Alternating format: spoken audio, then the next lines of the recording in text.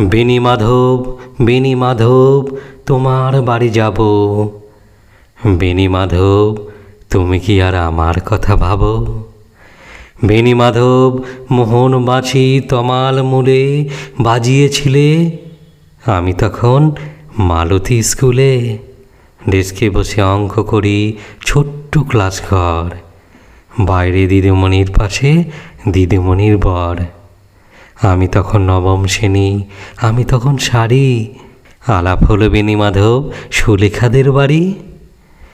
বেণী মাধব, বেণী মাধব, লেখাপড়ায় ভালো।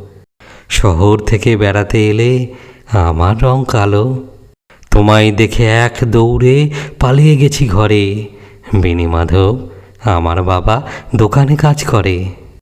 কুঞ্জে অলি গুঞ্জে তবু ফুটেছে মঞ্জরি। সন্ধ্যাবেলা পড়তে বসে অঙ্কে ভুল করি। আমি তখন নবম শ্রেণী, আমি তখন 16।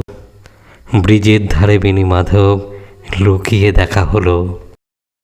বেণী মাধব, বেণী মাধব, এতদিনের পরে সত্যি বলো, সেসব কথা এখনো মনে পড়ে? সেসব কথা বলেছ তুমি তোমার প্রেমিকাকে? আমি কেবল একটি দিন তোমার পাশে তাকে দেখেছিলাম, আলোর নিচে অপূর্ব সে আলো। স্বীকার করি দুজন কি মানিয়েছিল ভালো। জুড়িয়ে দিল চোখ আমার, পড়িয়ে দিল চোখ। বাড়িতে এসে বলেছিলাম ওদের ভালো হোক। রাতে এখন ঘুমাতে যায় একতলার ঘরে।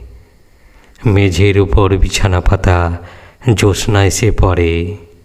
আমার পরে জীবন ছিল চোরা পথের মাকে মিলিয়ে গেছে, জানি না আজ কার সঙ্গে থাকে। আজ জুটেছে, কাল কি হবে কালের ঘরে শুনি। আমি এখন এ পাড়ার সেলাই দিদিমণি। তবু আগুন, বেণী মাধব, আগুন জ্বলে কই।